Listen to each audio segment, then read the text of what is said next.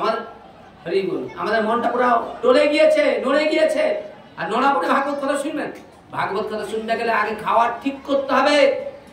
যেদিন ভাগবত হবে তার আগের দিন আগে নিরামিষ খেতে হবে, যেদিন ফল খেতে হবে, দুগ্ধ খেতে হবে, তবে সে ভাগবতের শ্রোতা হবে। আর তুমি যদি বলো না সবকিছু খেয়ে এখানে বুঝবো, তাহলে গোটাটা পুরো ফাটিয়ে দিয়ে উঠবে। একটা জন যদি ঢুকে যায় তোমার ভাগবত বার করে দিয়ে উঠবে, এসে একই কথা 100 বার বলবে, খেয়ে আইলে কি বলবে। আর এখন তো খাবার জায়গাটা দাও ঘরে ঘরে পৌঁছে দিচ্ছে, ঠেকে ঠেকে রাখছে, যাও তোমরা খাও, লটারি খেলো, হ্যাঁ সর্বনাশ হয়ে যাও তোমাদের জগৎ। একদিন আমার কথাটা আমাদের গুরুত্ব দিতে হবে। রাজার গুণে রাজ্য নষ্ট, প্রজা কষ্টে পায়। যেদিন দ্রৌপদীর বস্ত্রহরণ হয়েছিল, পিতামহ ভীষ্ম প্রতিবাদ করেছিল, কেন করে নাই? সর্বনাশ আমরা আমাদের নিজেদের টানছি, পেয়েছেন? এই জন্য খুব হাত জোরে করে বলছি, আমার কথাকে একটু গুরুত্ব দিই।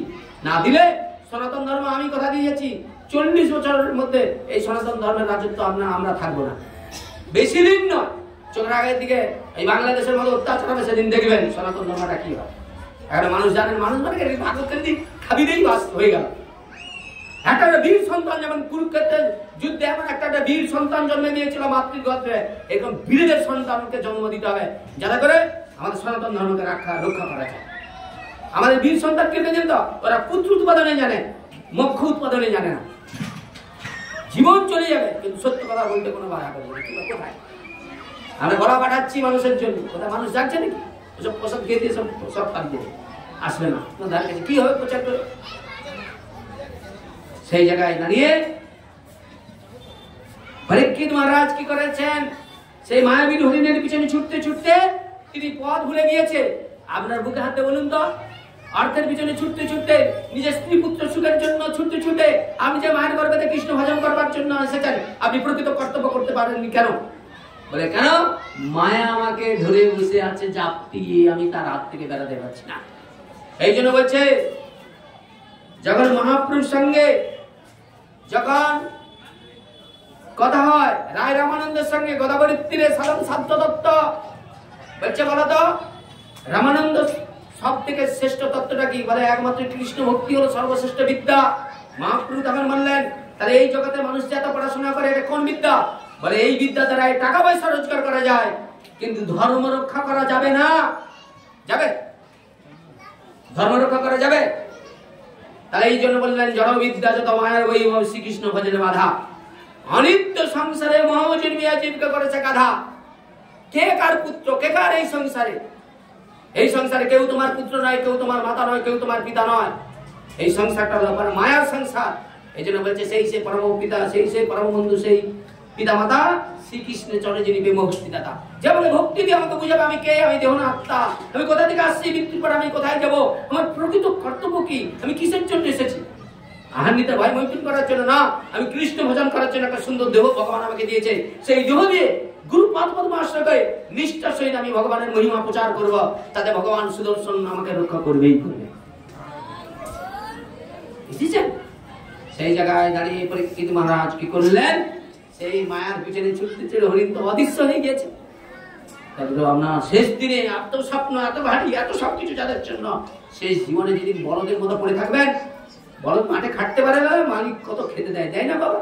যখন ওর খাটার ক্ষমতা হয়ে শেষ হয়ে যাবে না, তখন আপনার সংসার, আপনার পুত্র পরিজন বলবে, এটা আমার, যাকে আপনি এতদিন ধরে আঁকলে রেখেছিলেন, এত দুঃখ কষ্ট সহ্য করেছিলেন, আপনি চোখের জল ফেলবেন। আর ওরা ওখানে কি করবেন? নিজের পুত্র, নিজের স্ত্রীকে নিয়ে যৌন সুখে উন্মাদ হয়ে যাবে। মায়ের প্রতি কর্তব্য করবে না, বাবার প্রতি কর্তব্য করবে না, ধর্মের প্রতি কর্তব্য করবে না, যৌন জীবন নিয়ে একেবারে উৎসব হতে থাকবে। এই তো জীবন আসবে আমাদের সনাতন ধর্মে। কোথায় আছে বলুন আপনারা? সেই জায়গায় দাঁড়িয়ে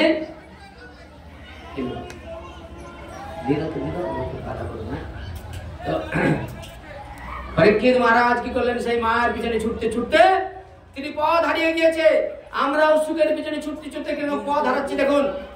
তাহলে বলছে, জড়বিদ্যা যত মায়ের বৈভব, শ্রীকৃষ্ণ ভজনে বাধা। অনিত্য সংসার, এটা নিত্য নয়। আজকে যেটা দেখছেন কালকে সেটা থাকবে এমন কোন গ্যারেন্টি নাই। বলছে, অনিত্য সংসারে মহাজন্মিয়ে জীব করেছে গাধা। আমি সেই গাধা হয়ে সংসারের বোঝা বই অনেক কাল, বৃদ্ধ কাল এখন শক্তির ভাগে কিছু নেই লাগে ভালো। আপনার যে প্রকৃত কে আপন, বৃদ্ধ কাল আসো আপনি জানতে পারবেন, আপনি যাদের জন্য করেছেন তারা সব আপনার বিপক্ষে চলে তারা এই আপনার চোখের আগে থেকে কানে শুনতে পারবেন, বলে বাবা যেভাবে কষ্ট পাচ্ছে এর থেকে মরে গেলেই শান্তি। কি বাবা ঠিক না? বাবা মনে মনে চিন্তা করে যে সন্তানের জন্য আমি কত মেহনত করেছি, কত কষ্ট করেছি, যাদের জন্য এত চর্প করেছি, যাদের সুখের জন্য দিন রাত্রি মেহনত করেছি, সেই সন্তান বলছে বাবা মরে গেলে এখন সুখী, বাবার জন্য এত কষ্ট, এত জায়গা জমি বিক্রি হয়ে যাচ্ছে। কোথায় সংসার? সংসার অসার, সার হচ্ছে একমাত্র এই ভাগবতকে আশ্রয় করে। বুঝেছেন? পরীক্ষিত মহারাজ কি করলেন? সেই মায়াবী হরিণের পিছনে ছুটতে ছুটতে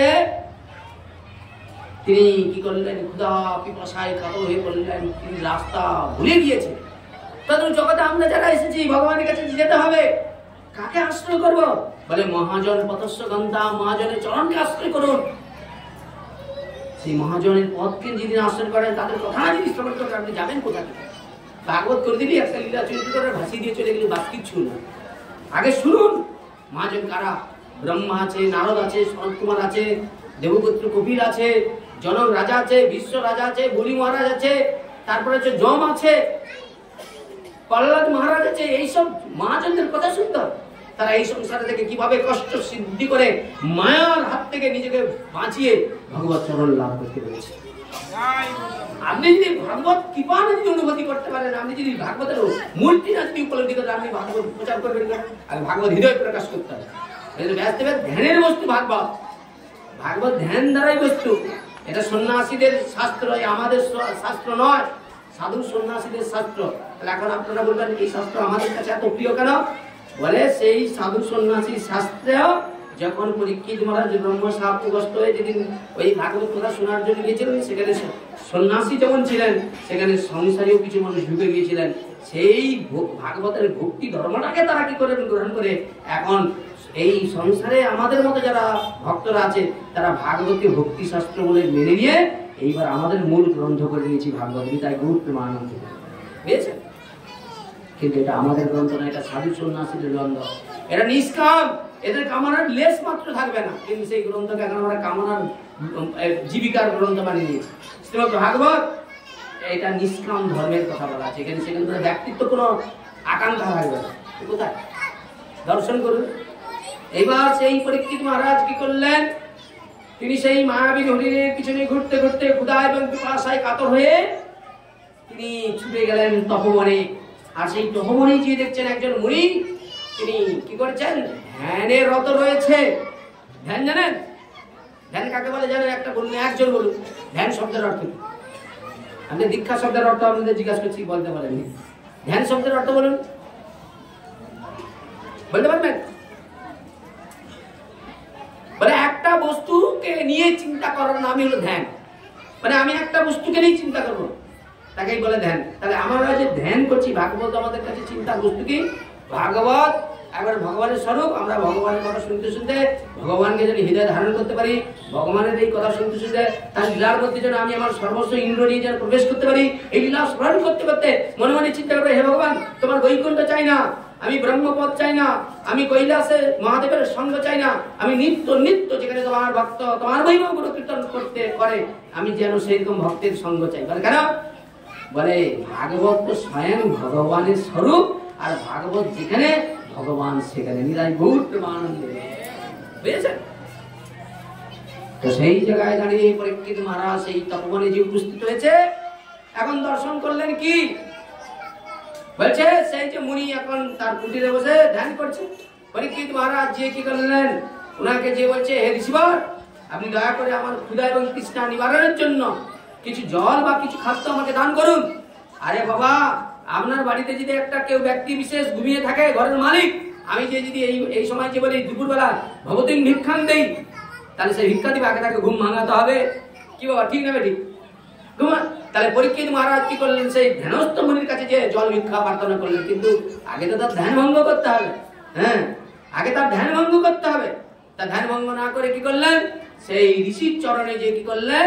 পরীক্ষিত মহারাজ ক্ষুধা এবং পিপাসা নিবৃত্তি করার জন্য খাদ্য আর জল প্রার্থনা করলেন। কিন্তু ধ্যানস্থ ঋষি পরীক্ষিত মহারাজের কোনো কথাই তার কর্ণপাত হলো না। তার কর্ণটা তো বন্ধ রয়েছে। তার সর্ব ইন্দ্রকে সে ভগবানের চরণে লাগিয়ে দিয়েছে। ধ্যান শব্দটা তো সর্ব ইন্দ্র দিয়ে একটা বস্তুকে চিন্তার নাম হল ধ্যান। আর আপনি ধ্যান করবেন কি করে? এক্ষুনি ধ্যান করতে বসবেন, এক্ষুনি দেখবেন ফোনের আওয়াজ এসে গেল, নাহলে কারো গন্ডগোল কলহের আওয়াজ, নাহলে কারো ডিজে বাহিনী চলে গেল, এক্ষুনি ধ্যান করবে কি করে? স্থান কাল ব্যক্তিগত সব কলুষিত হয়ে যাবে, কিন্তু একটা বিশেষ গুণ থাকবে, মাকেও কলি তার আসতে করে কলি চোখে জল দাও, কলি আসছে চোখে জল যাও, ঠিক বলি ঘুমা ভাগবতের কাছে ঘুমাবে, কলি আসতে করে বুঝেছেন, চোখে জল দেবে, বুঝেছেন? আমি ঘরের মায়ের ছেলের মতো, বুঝেছেন? জল দাও চোখে। তো সঙ্গে সঙ্গে কি করেন না, সেই পরীক্ষিত মহারাজ কি করলেন, সেই ঋষি চরণের কাছে গিয়ে ঋষির কাছে প্রার্থনা করলেন, হে ঋষিবর, আমি ক্ষুধার্ত কৃষ্ণার্ত, আপনি কৃপা করে আমায় একটু জল দিতে পারেন, জল ভিক্ষা দিতে পারেন? ঋষি তো ধ্যানে থাকার জন্য কিছুই দেয় না, ক্ষুধা এমনিতে একটা ক্ষুধার মানে জ্বালা জানেন, ক্ষুধা অবস্থায় কি ভালো কথা খারাপ মনে হয়।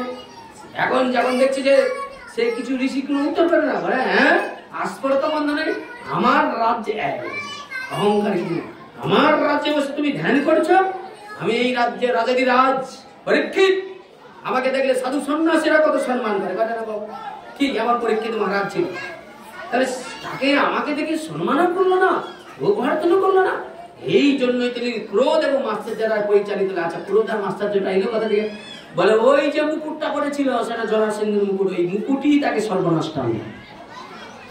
ও মন দিয়ে শুনুন, এই জন্য হাত জোড়ে বলছি একটু শিখুন আমার কাছ থেকে, আমার কোনো গল্প নেই যে আছে শাস্ত্রের কথা, বুঝছেন? শাস্ত্র থেকেই তুলে ধরবো, কোনো ব্যক্তিগত কোনো কথা বলবো। তখনই কি করলেন না, সেই ক্রোধ এবং মাস্টার রায় পরিচালিত হয়ে মৃত সর্পটা, আচ্ছা মৃত সর্পটাকে বলে ওই তো কলি মৃত সর্প হয়ে পড়ে আছে, বলে ওই কলি মৃত সর্প আছে, বলে যে কারণটি হোক ওই ভালো মানুষটাকে যদি ধ্বংস না করা যায় তাহলে কলি রাজত্ব করবে কি করে?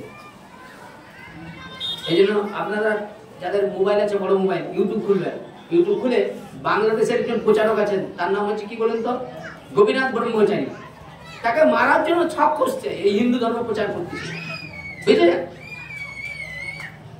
আরে ক্ষুদিরামকে প্রফুল্ল চিকিৎসা মারছে কে? আমাদের মতো লোভী হিন্দুরা, ইংরেজের কাছে কি টাকা পয়সা পাওয়ার জন্য আমরা তাদের কাছে খবর দিয়েছি, তাহলে আমাদের মধ্যে সবচেয়ে হিন্দু ধর্মের লোভী মানুষ বেশি, এরা ধর্মের থেকে লোভ বেশি।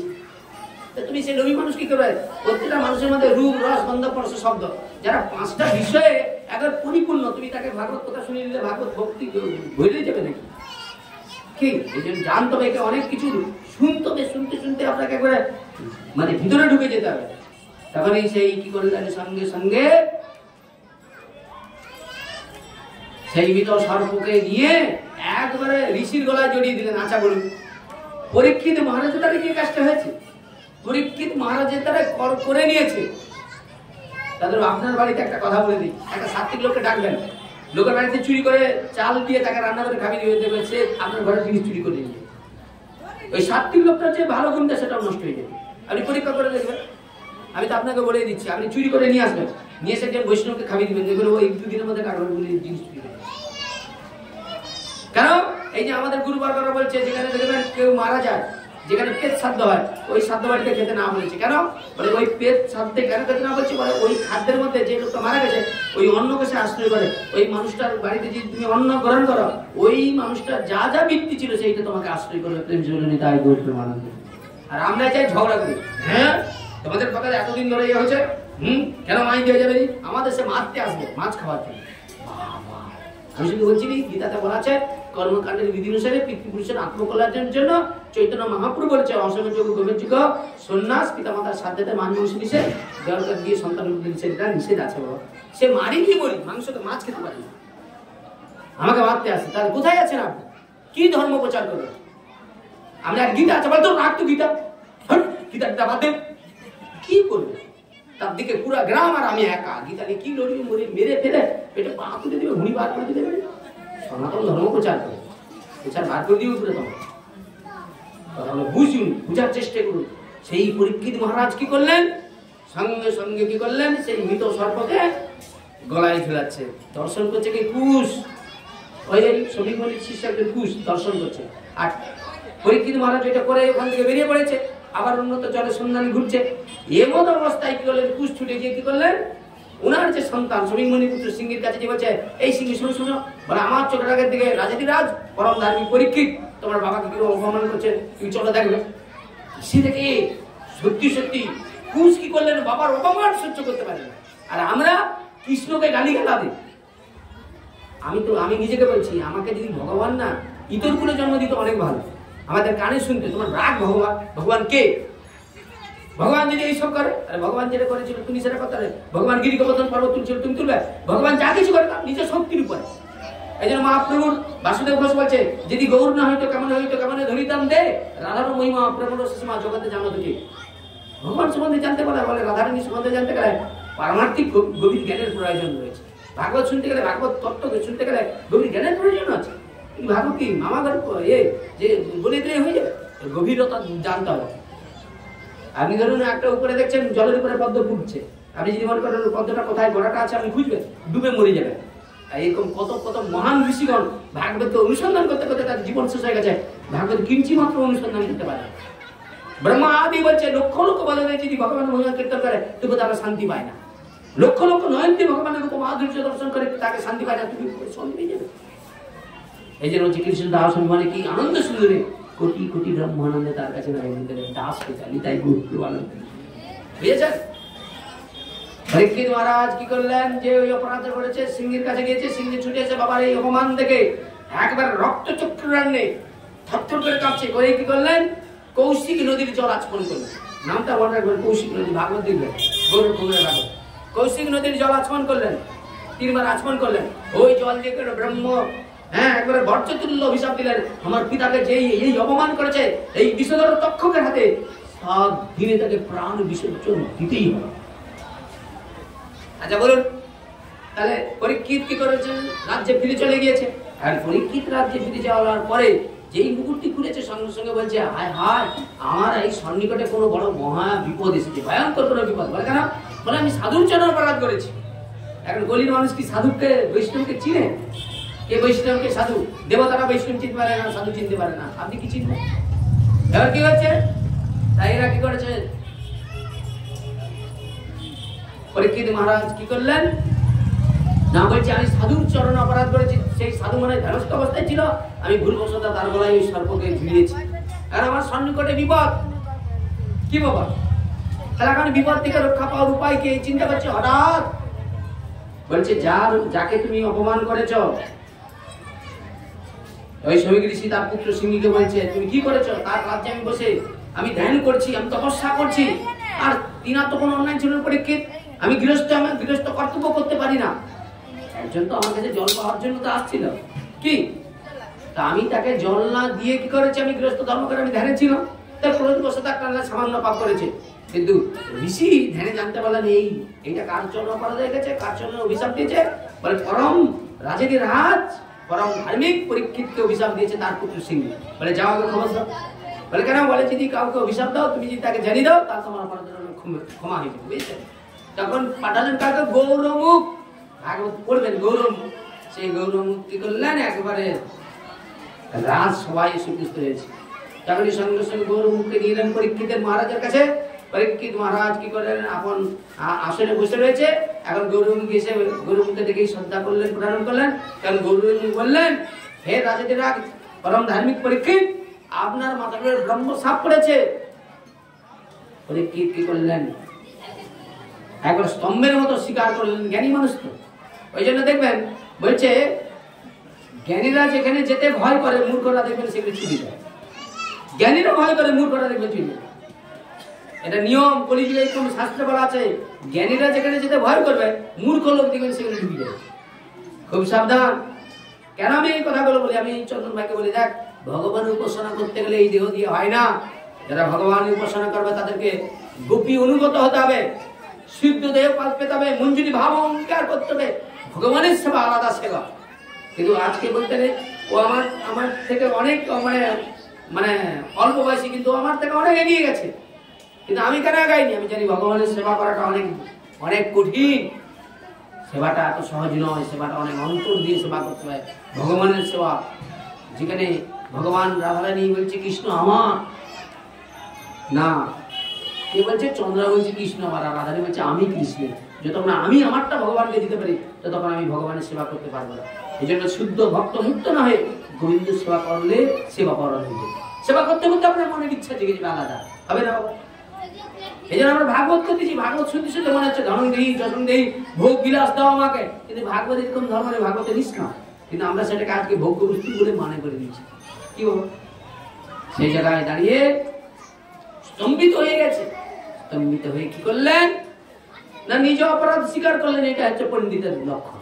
নিজ অপরাধ স্বীকার করে তিনি কি করলেন, খুঁজছেন কোথায় যাব, কার কাছে যাব, কে আমাকে এই 7 দিনের মধ্যে আমাকে কে সেই বস্তু দিতে পারে, যে মায়ের গর্ভে, মা উত্তরের গর্ভে যখন আমি ছিলাম, যখন দ্রোণাচার্যের পুত্র অশ্বত্থামা ব্রহ্মাস্ত্রটা ছেড়েছিল, যিনি আমাকে সেই ব্রহ্মাস্ত্রের হাত থেকে রক্ষা করেছিল, আমি সেই আমার আরাধ্য ভগবানের চরণ পেতে চাই। আমি কি করলে হবে?